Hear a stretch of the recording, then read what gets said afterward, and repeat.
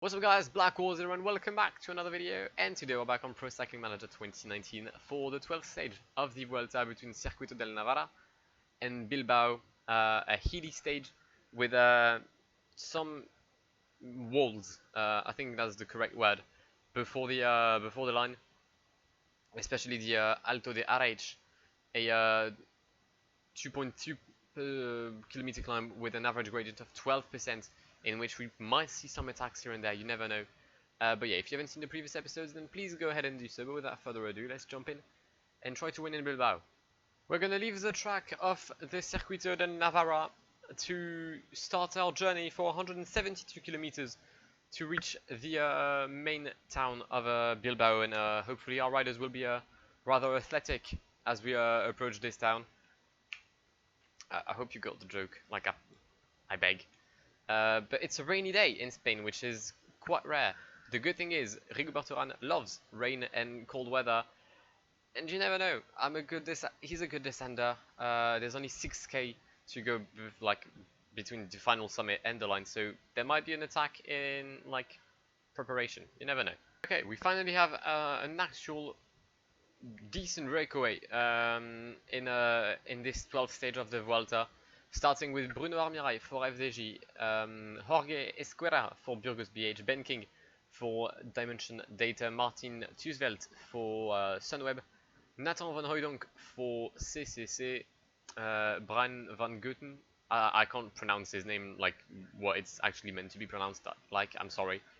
We also have Will Barta for CCC alongside his other teammates Jonas Koch, Francisco Ventoso and Victor de la Parte. Geez, like, is that 5 CCC in the break? Jeez, okay. Damien Touz, Stéphane Rossetto are there for Cofidis. Yetzebol is also here for Burgos BH. You have Michael Delage and Benjamin Thomas for FDJ. No, FDJ, never bad. Yellow Wallace, Thomas de Rent are also there for Lotto, as Luis Angel Mate and Sam Bewley have just managed to join the breakaway. The gap is 3 minutes and 30 seconds for a group of 20 riders over the peloton, currently led by the formation Ducon Quickstep. Okay, the gap was like 2 minutes 20 before the start of the climb, and well, since then it's just completely crazy in the peloton. The gap fully increased as well, like it's now over 4 minutes. I'm just trying to make sure that like everyone in the team is okay with like how they're placed and everything. But yeah, it's now going to be not as easy as I would have hoped for to try and catch the group ahead. There's some echelons already here and there. I think it's going to be like a very tough stage, and you could easily lose some time, sorry, on such stage. We're going to have Higuita in the will of Dan Martinez, if it's a possibility. Where's Dan? There he is. I know he's like, can you overtake him and like pace? Cheers, love that. Okay, we're gonna make sure that like no one in the brakes, like overtakes us in the points, or like if Ben King could take all the points, I'd love it, because he appears to be very strong today. As when the Alto El Vivero, sorry, 2.6k to go until the summit for the breakaway. The gap with the peloton is now just over 3 minutes, but it'll probably go down in a few seconds, as Dan Martinez is trying to catch them, even though he's not pacing whatsoever. Some attacks already at the front. No, just Ben King's rhythm is impressive, and he's going with Stéphane Rossetto to try and chase for the 3 points given at this climb, and you will get them ahead of Stéphane Rossetto. Third place for the climb will be Thomas de Rent. There's been a crash. I'm pretty sure there's been a crash, including Primož Roglič. Let me just verify that, but I'm pretty sure yeah, Primož Roglič is down once again on this Vuelta. He just, the luck of this man is absolutely not present on Spanish roads.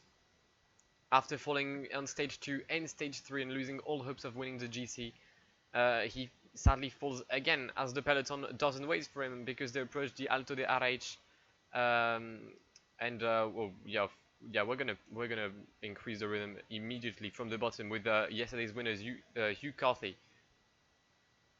Only a 2K climb, so it leaves space for someone like Rigoberto Uran to try and put a slight attack and gain some time on his rivals. Thomas de Rent is trying to go for the win after being denied it yesterday.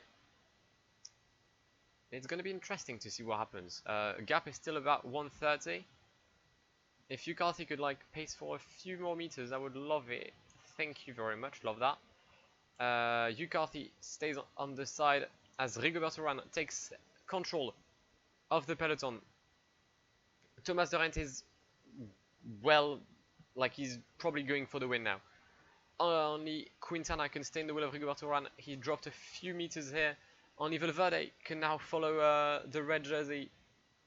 Kreuvac and Carapaz are struggling. Davide Formolo is struggling as well. Where's Hugh Carthy? He's in this group, which is absolutely perfect. Yeah, I think de Rent will go for the win. Thomas de Rent will get his win on the Vuelta. Uran, Valverde, Kreuvac, Carapaz and Formolo. Why isn't Carapaz pacing? Like, he's got all the interest in the world. He can gain position. Same goes for Davide Formolo, even though he's quite far already in the GC.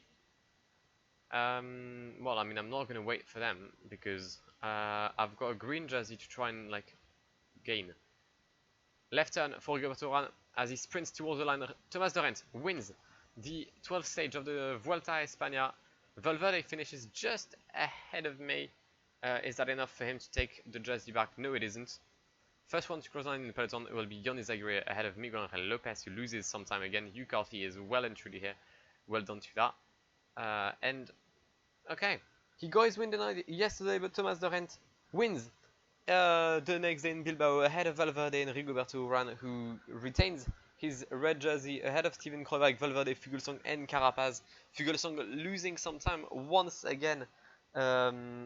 He just isn't in a good shape. He's not there. Pierre Latour as well losing a position to Richard Carapaz, who managed to follow well the Uran group in the descent. Esteban Chavez retains his jersey with De La Parte making another attempt to try and come back on the Colombian, but it's not like successful as of yet. Points wise, it's now 1 point between Rigoberto Uran and Alejandro Valverde in favor of the Colombian.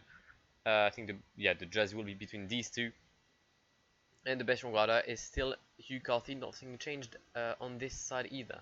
He loves going in the breaks to get wins, and well, he proved it once again. Thomas de Rent, after winning on the Tour de France and on the Giro, wins on the Vuelta for I don't know which time now. Yeah, 35 seconds ahead of Valverde and Rigoberto Uran. He managed to get rid of his group in the final climb, the Alto de Araich, to go solo in Bilbao and win in, well, the only way he knows. But impressive stuff from the Belgian.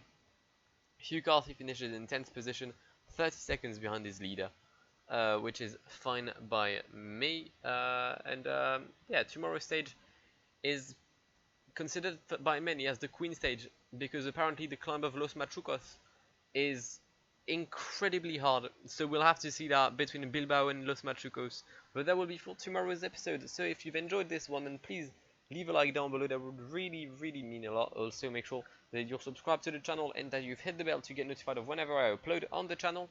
But I've been Blackwar. It's been an absolute pleasure talking to you guys, and goodbye. Pull up in the gold, I'm leading.